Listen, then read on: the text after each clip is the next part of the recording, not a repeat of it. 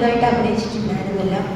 Actually ഞാൻ പ്രൊഡക്ഷനുണ്ടായിരുന്നു മുമ്പേ, അല്ലാതെ ഞാൻ വലിയ നായികയായിട്ടോ വലിയ സിനിമകൾ അങ്ങനെ ചെയ്തിട്ടുണ്ടായിരുന്നില്ല. അത് വളരെ ചുരുങ്ങിയ ഒരു ടൈം മാത്രം സിനിമയിൽ ചെയ്തിട്ടുള്ളൂ. പക്ഷെ പ്രൊഡക്ഷനിലും ഒക്കെ സിനിമയിലോട്ടുള്ള ആഗ്രഹം കൊണ്ട് തന്നെ ഞാൻ ഉണ്ടായിരുന്നു കഴിഞ്ഞ കുറച്ച് വർഷങ്ങൾക്ക് മുമ്പ്. പിന്നെ സ്വാഭാവികമായിട്ട് പ്രൊഡക്ഷനിൽ വന്നപ്പോൾ വളരെ മനോഹരമായി കൈപ്പൊള്ളുണ്ടായതാണ്. എനിക്കിത് അത്ര ശരിയാവില്ല എന്ന് നന്നായിട്ട് മനസ്സിലാക്കേണ്ട ഒരു അവസ്ഥ വന്നു. പിന്നെ എൻ്റെ പേഴ്സണലിയുള്ള കുറച്ച് കരിയർ ഒന്ന് ഡെവലപ്പ് ചെയ്തെടുക്കേണ്ടതുകൊണ്ട് തന്നെ സിനിമ ഇൻഡസ്ട്രിയിൽ കുറച്ച് മാറി നിൽക്കുകയായിരുന്നു. അപ്പോൾ ആ ഒരു സമയത്ത് മണിച്ചേട്ടൻ്റെ ഒപ്പം മണിച്ചേട്ടൻ്റെ കലാപമണിച്ചേട്ടൻ്റെ മായാപുരി എന്ന സിനിമയിൽ ഞാൻ ചെയ്തിട്ടുണ്ടായിരുന്നു. അതിൽ കോർപ്പറേഷനിൽ കൂടി തന്നെയാണ് ഞാൻ സിനിമയിലേക്ക് വന്നിട്ടുണ്ടായിരുന്നത്. പിന്നീട് എനിക്ക് മാറി നിൽക്കേണ്ടി വന്നതാണ് സിനിമയിൽ. ചോദ്യം അതല്ലായിരുന്നു, അതായത് അന്ന് ഒരു അഭിനേത്രിയായും പ്രൊഡക്ഷൻ്റെ ഭാഗവുമായി വർക്ക് ചെയ്തു. പിന്നെ കുറേ നാളുകൾക്ക് ശേഷം ഇപ്പോൾ വീണ്ടും സിനിമയിലേക്ക് വരും. ഇപ്പോൾ മലയാള സിനിമയിൽ വന്ന മാറ്റങ്ങൾ എന്തൊക്കെയാണ് ഫീൽ ചെയ്യുന്നത്, അല്ലെങ്കിൽ പെട്ടെന്ന് അതിശയിപ്പിച്ച എന്തെങ്കിലും മാറ്റങ്ങൾ കണ്ടോ?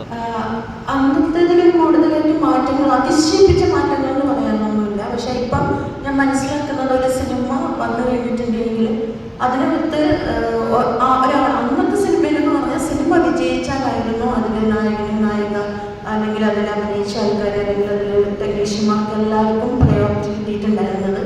എന്നാൽ എസ്പെഷ്യലി കൊറോണ കഴിഞ്ഞതിന് ശേഷം ഇങ്ങോട്ട് നമ്മളുടെ ഒരു സിനിമ ഇൻഡസ്ട്രി എന്നല്ല എല്ലാ ഇൻഡസ്ട്രിയും ഒരുപാട് മാറിയിരിക്കുകയാണ്. ആ കൂടുതൽ സിനിമ ഇൻഡസ്ട്രിക്കും വലിയൊരു മാറ്റമാണ് ഉണ്ടായത്.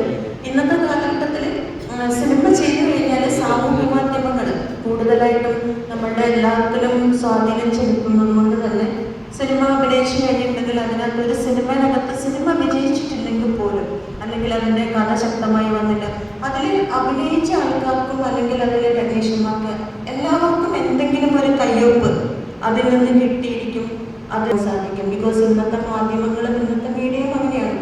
അന്ന് അങ്ങനെ ആയിരുന്നില്ല. സിനിമ വിജയിച്ചാൽ മാത്രമേ നമ്മൾക്ക് മുന്നോട്ട് പോകാൻ സാധിച്ചിട്ടുണ്ടായിരുന്നുള്ളൂ. പിന്നെ അന്നത്തെ സിനിമ ഇൻഡസ്ട്രിയേക്കാളും ഒരുപാട് കൂടുതൽ ഫ്രീഡം സിനിമ ഇൻഡസ്ട്രിയിൽ വന്നു തുടങ്ങിയിട്ടുണ്ട്. ആൾക്കാർ ഒരുപാട് അന്നത്തെ സിനിമയിൽ അഭിനയിക്കുക എന്ന് പറയുമ്പോൾ അയ്യോ ചില ആൾക്കാർക്ക് അതൊന്ന് ഡൈജസ്റ്റ് ആകാത്ത ഒരു അവസ്ഥയൊക്കെ ഉണ്ടായിരുന്നു. പക്ഷെ ഇന്ന് സിനിമ ഇൻഡസ്ട്രി വന്നാൽ വളരെ ഒരു നല്ലൊരു ലെവലിലേക്കാണ് വന്നിരിക്കുന്നത്. ആർക്കും